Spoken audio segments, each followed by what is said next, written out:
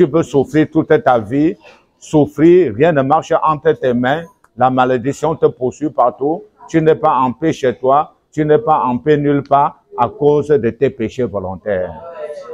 Parce que tu vis volontairement dans le péché, après avoir reçu la connaissance de la vérité, tu choisis le ténèbre. Alors, le péché volontaire attire sur l'homme la colère de Dieu. Si vous lisez la parole de Dieu, vous comprendrez profondément cette parole. Il ne faut jamais pécher volontairement après avoir pris connaissance de la vérité. Hein? L'homme païen vit dans le péché, il s'embourbe dans le péché parce qu'il ne connaît pas la parole de Dieu. Ouais, il marchait dans le ténèbre. Hein? Mais toi, Christ a pris du temps pour t'éclairer, pour t'enseigner. Pourquoi pécher volontairement après avoir reçu la connaissance de la vérité? Nous allons lire pour commencer l'histoire d'Anania et de Saphira. Un couple, ils se sont accordés pour pécher volontairement, pour mentir, et les deux sont morts à cause de leur champ. Tu peux mourir à cause de ton matériel. Vous voyez? Alors que si tu gardes ton matériel, c'est ton matériel. Pourquoi promettre des choses à Dieu et tu ne les accomplis pas? Pourquoi tu prends des vœux et des engagements et tu ne les accomplis pas? Hein? Les vœux non accomplis attirent sur l'homme la malédiction. Lorsque tu prends un vœu, tu dois tout faire pour agir selon les paroles qui sont sorties de ta bouche. Car Dieu n'aime pas les insensés. Quand tu prends un vœu et tu ne l'accomplis pas, Dieu te considère comme un insensé. Tu ne sais avec qui tu as affaire. Ne prends pas de vœux et tu ne les accomplis pas. Anania a pris un vœu. C'est-à-dire, eux aussi ont vendu leur champ parce qu'ils ont vu Barnabas vendre le champ pour aller déposer le prix au pied des apôtres. Ils sont allés vendre aussi leur champ et la convoitise est entrée. Le péché volontaire provient de la convoitise de cœur. Ils ont convoité l'argent et ont divisé l'argent en deux et les deux sont morts. Vous voyez mes chers frères et sœurs, les deux sont morts à cause de leur propre champ. Tu avais promis à l'Éternel l'obéissance, la fidélité à sa parole, jusqu'à la fermeture de tes paupières. Et maintenant sur le terrain, tu fais le contraire. Vous voyez? C'est le péché volontaire.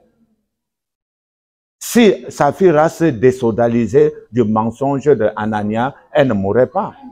Toi, désodalise-toi du péché de ton conjoint. Ne t'accorde jamais avec un frère ou une sœur ou qui que ce soit pour pécher. Le salut est individuel. Sauve ton âme. Sauve ton âme. Pas de sentiments charnels. Le Seigneur dit dans l'Ancien Testament, c'est écrit dans Deutéronome, si la femme que tu aimes comme toi-même, ton ami que tu aimes comme toi-même, si t'incite secrètement en te disant, abandonne l'Éternel, allons servir d'autres dieux, tu ne l'écouteras pas et tu ne le couvriras pas. Ta main sera la première sur lui et ensuite le peuple. C'était comme ça la loi de Moïse. Vous voyez jusqu'à quel degré Dieu est le péché volontaire. Le péché volontaire provoque la colère de Dieu dans la vie d'un homme. Tu peux souffrir toute ta vie. Rien ne marche entre tes mains. Il n'y a même pas la paix dans ta maison. Il n'y a que palpitation dans ton cœur à cause de tes péchés volontaires. Que tu sois nouvelle âme ou ancienne âme, si tu pèches volontairement après avoir pris connaissance de la vérité, le Seigneur finira par te rejeter. S'il a rejeté, c'est lui qui mettait le sceau à la perfection. Un archange qui a été chassé du ciel à cause de son orgueil, de son péché volontaire. Il laisse l'orgueil entrer dans son cœur et il dit, je bâtirai mon trône au-dessus du trône de l'Éternel. Il a été chassé du ciel. Il ne remontera plus au ciel. C'est fini pour le dragon, pour Satan. Il n'attend que le feu. Alors qu'au départ, il était un archange. Un ange de lumière. Qui es-tu pour pécher volontairement et tu penses que l'Éternel va te regarder faire? C'est le même Dieu que nous servons. Il a rejeté le roi Saoul à cause de sa désobéissance, de son péché volontaire. Qui es-tu pour désobéir et tu penses que l'Éternel va te regarder? Non, c'est le même Dieu. Connaissons le Dieu que nous servons. Connaissons le Dieu que nous servons. C'est un Dieu riche en bonté, lent à la colère, mais il ne laisse pas le péché impuni. Ce que tu fais là, il va te fouetter. Et le fouet de Dieu fait très mal. Les exemples sont nombreux dans la parole de Dieu. Voilà Samson, symbole de la puissance venant du ciel, né avec des instructions. Mon Dieu, il savait très bien que le rasoir ne devait jamais toucher sa tête à ses bas. Mais il est allé révéler le secret à Delilah. Sentiment charnel. Pour coucher avec elle. Sentiment charnel. Et les Philistins ont mis la main sur lui et ont enlevé ses yeux. Ses yeux. On a fait de lui un esclave pour qu'il tourne le molin dans la prison des Philistins. À cause du péché volontaire. Samson ne devait pas révéler le secret à Delilah. Tu ne dois pas livrer le secret de Dieu aux païens, à Satan. Samson devait garder le secret de l'Éternel. S'il gardait le secret de l'Éternel, les Philistins ne devaient jamais mettre la main sur lui, ni enlever ses yeux. Si tu gardes la parole de Dieu, Satan ne mettra jamais la main sur toi. Tu seras une âme insaisissable. L'Éternel te protégera. La gloire de l'Éternel t'accompagnera. Mais si tu quittes sous les ailes du Seigneur pour aller entrer dans le ténèbre, à cause des sentiments charnels, à cause de la convoitise, tu perds volontairement, la colère de Dieu te poursuivra partout où tu iras. Voilà la pure vérité. Alors, gardons la parole de Dieu dans nos cœurs. Joseph en Égypte pouvait pécher volontairement, mais il a dit non. Comment dois-je commettre un si grand péché devant mon Dieu? Même Abednego, Meshach et Satan à Babylone, ils pouvaient pécher volontairement, mais ils ont dit non, non, non, roi de Nebuchadnezzar. Inutile de faire retentir les instruments de musique. Nous n'adorerons pas ta statue. Voilà une vérité crue. Et l'Éternel les a bénis.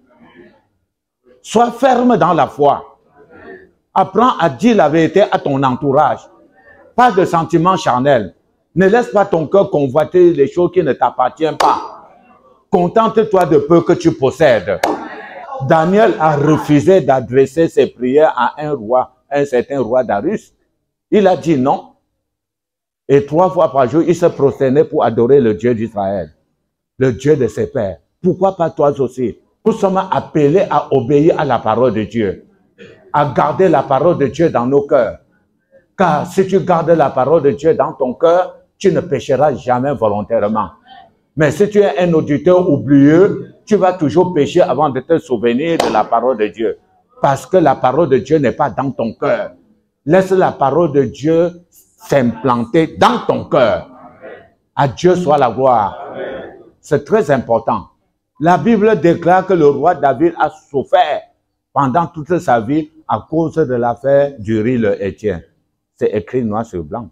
Un roi, le roi David, que le prophète Samuel avait oint, il n'était qu'un berger.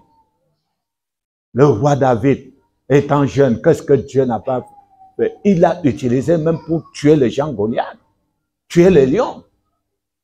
Mais ce roi, étant dans son palais, a convoité la femme d'Uri le Héthien, son soldat étant au front.